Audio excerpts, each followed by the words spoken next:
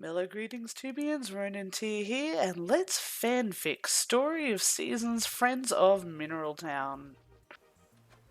Autumn 17, Year 1, Saturday, sunny. So, I woke up to Mayor Thomas at my door this morning, Journal. Again.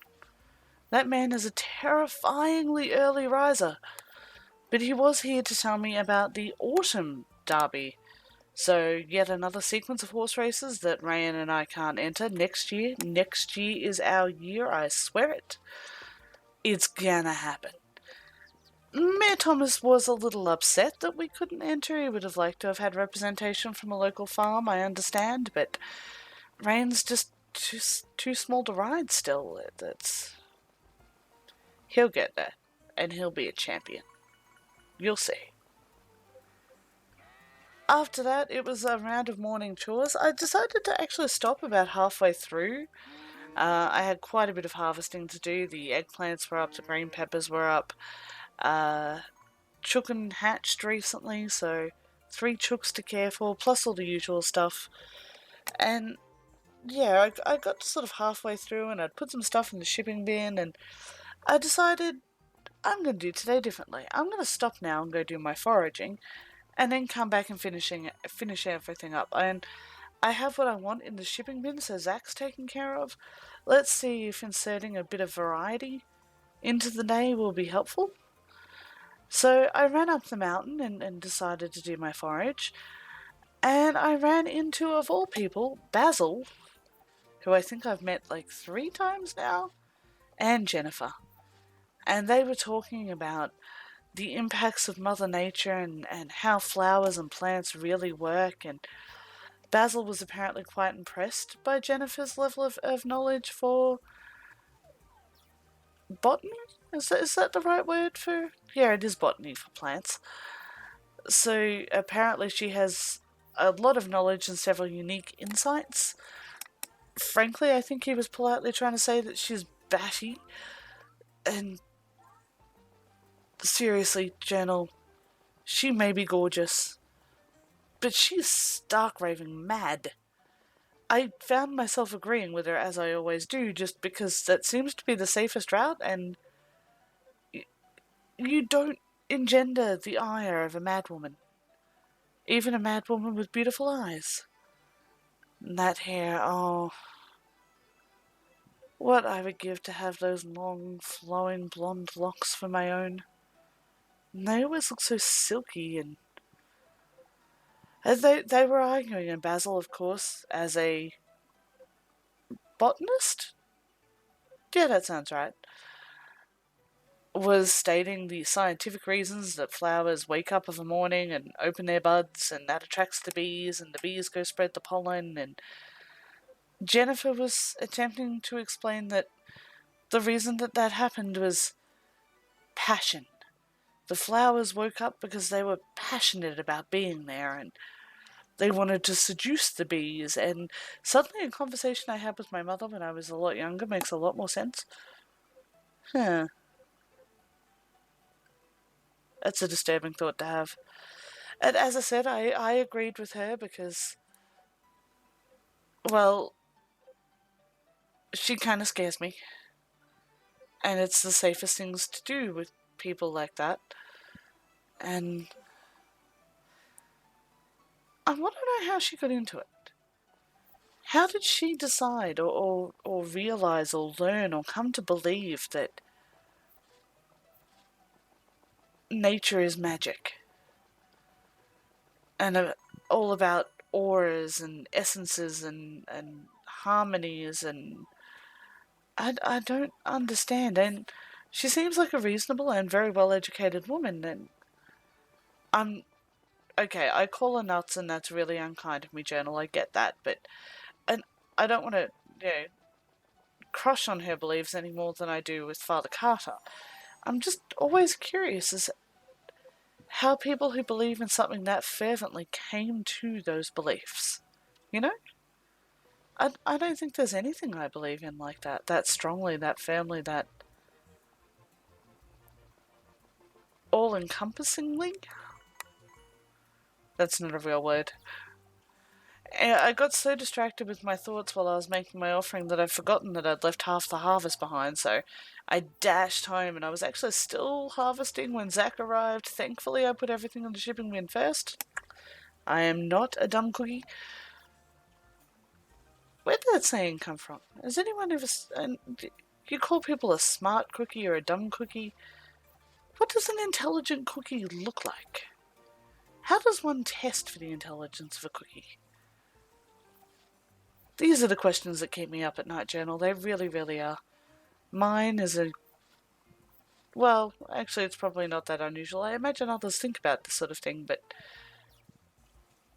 I'm tired, yes.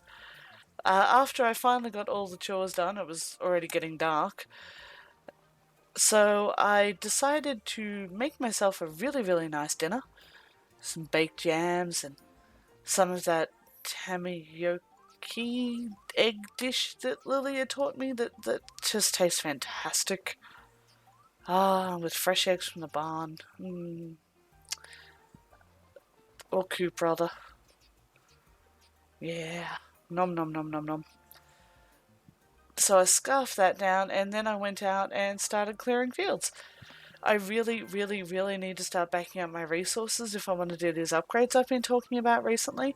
And ideally, I would like to have them both done before the end of winter. There's no way I can get them done before the end of autumn.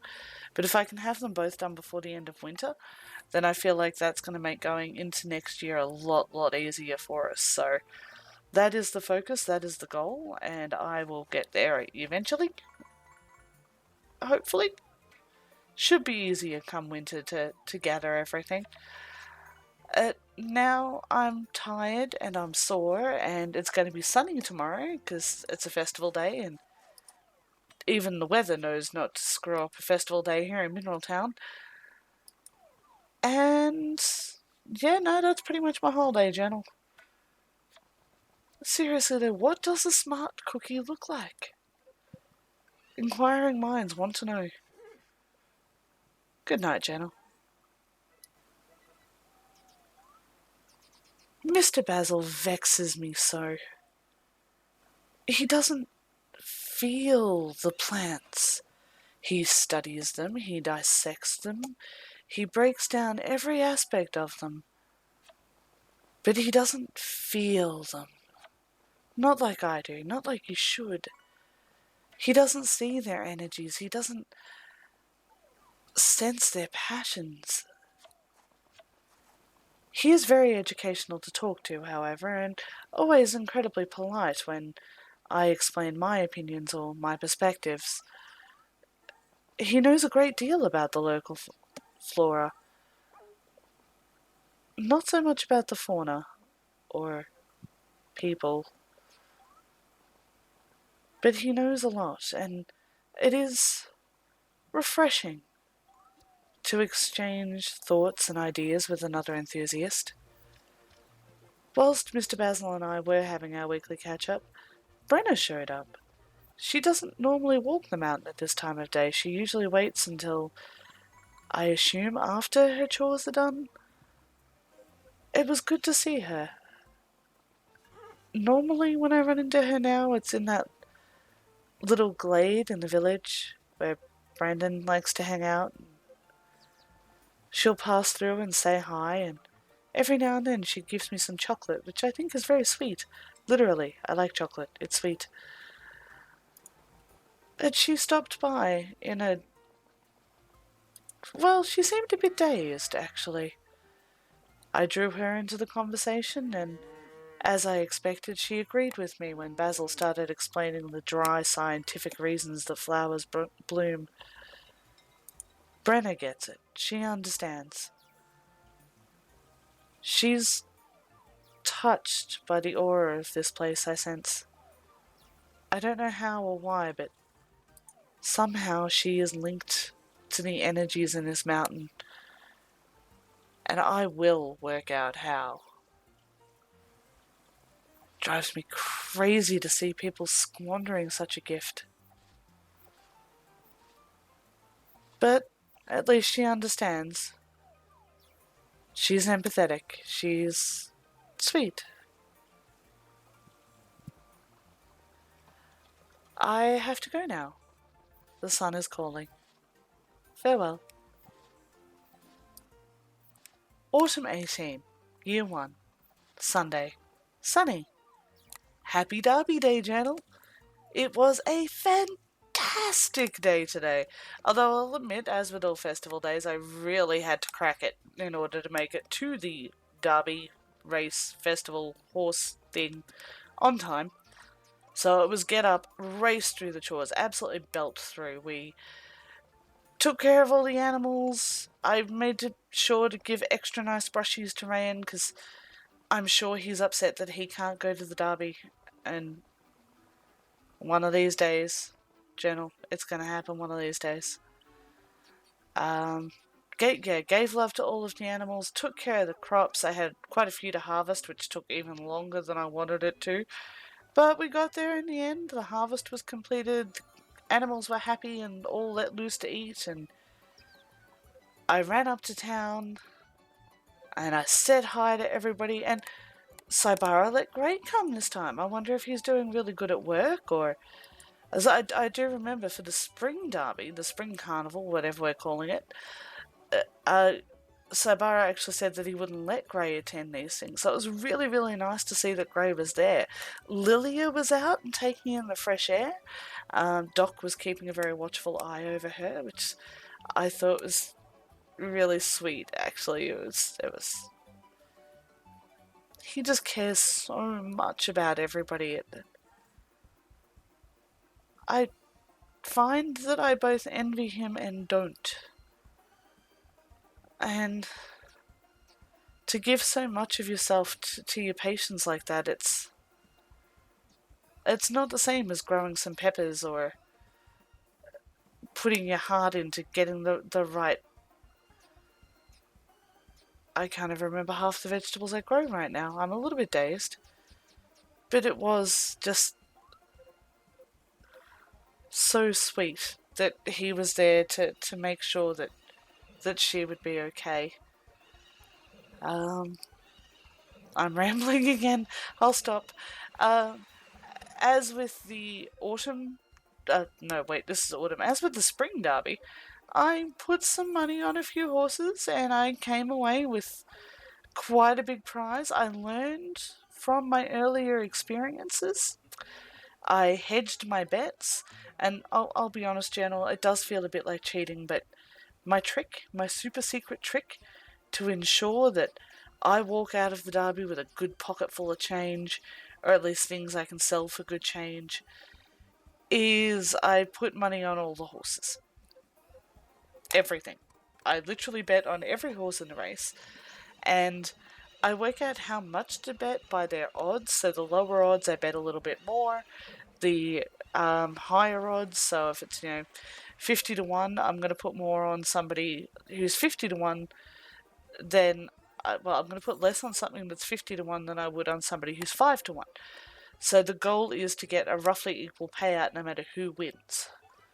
Now this may not be the wisest way to do it, and it does cost me quite a bit extra, but I recoup that loss quite strongly with the fact that I am consistently winning. And I wonder if I'm going to be able to bet on myself and Ryan when we go in next year. I wonder what our odds will look like. And I'm not going to bet the farm on us, but it's I'll have to talk to Mayor Thomas about that one. But I put money on all the races. I walked away with a huge number of brooches, just like I did at the Spring Derby. And the reason I did that is because I worked out that brooches are the best trade value. If I sell all of them instead of saving them to give to everybody, I get a fair chunk of change out of that. And that's going to really help me keep going over winter and to get these upgrades done. And I needed to make sure that I was covering that. And this is really dry and boring, and I'm really sorry about that, Journal, but for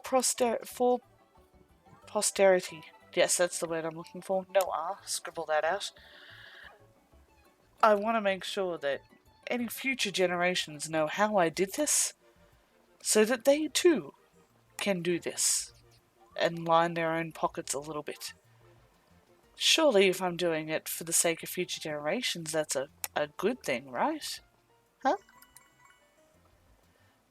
So in the end, I bought my brooches, I came home, I dumped them all into the shipping bin. Jack will, Zach will come by tomorrow and take care of that for me, and then I'll have a nice little bit of chump change. After I got home, I ran up the mountain, I made my offerings. I did stop and chop up some wood towards putting together those materials I'm going to need for the upgrades that I want to do. But aside from that, all of the excitement today was about the race and getting to see everybody and just chill and hang out for a little while. And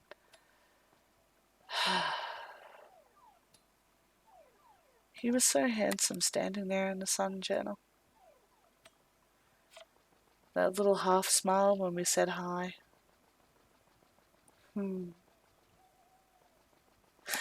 Anyway, yes.